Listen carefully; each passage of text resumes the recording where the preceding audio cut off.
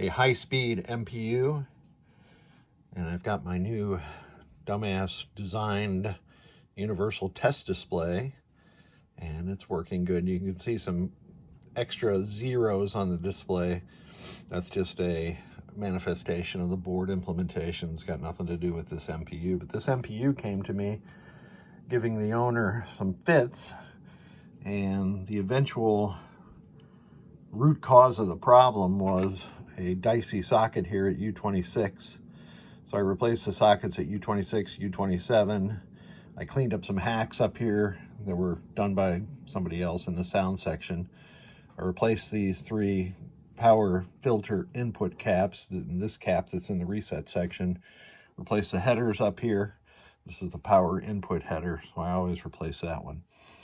And one of the strange things with this board was that it would work perfectly with Leon's test ROM in, but the second you put another pair of ROMs in here, a real pair of ROMs, it wouldn't boot. So that was kind of a dead giveaway for me, that the sockets, especially at U26, were at issue. So let's put it into test. And I don't have the background soundboard connected here, so we're not going to hear anything right here. Display test. Turn off some lights here.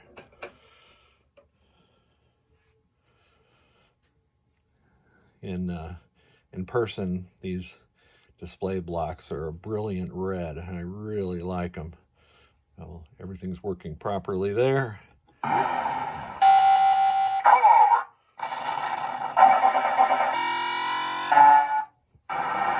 So all those sounds were coming from the MPU board sound section. Lamp matrix operating properly. The next test is solenoid test. I'm sorry, it's single lamp test, so I'll skip that. Solenoid test.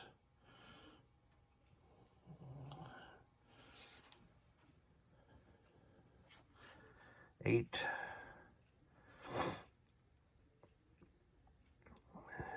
And this would be solenoid 16. And then the special solenoids. Those 2 LEDs at the bottom are the flipper grounds.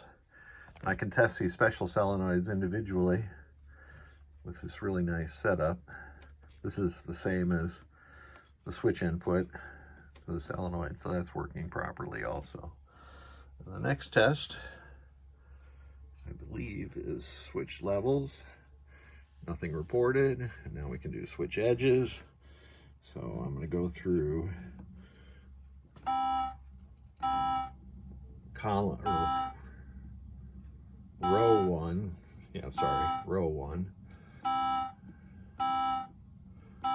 It's a little hard to see with the display. Oh, look in the lower right-hand corner. That's where the switches are being displayed. And now I'm going to go through row 1. I don't have enough hands here. I'm going to go through row 1 backwards. And that shows that all the switches are working properly. High Speed only reports 52 switches, so you won't see all of the switches reported. Here's the last switch that High Speed reports is 52. And that's the end of the test. So I can cycle through these audits and adjustments,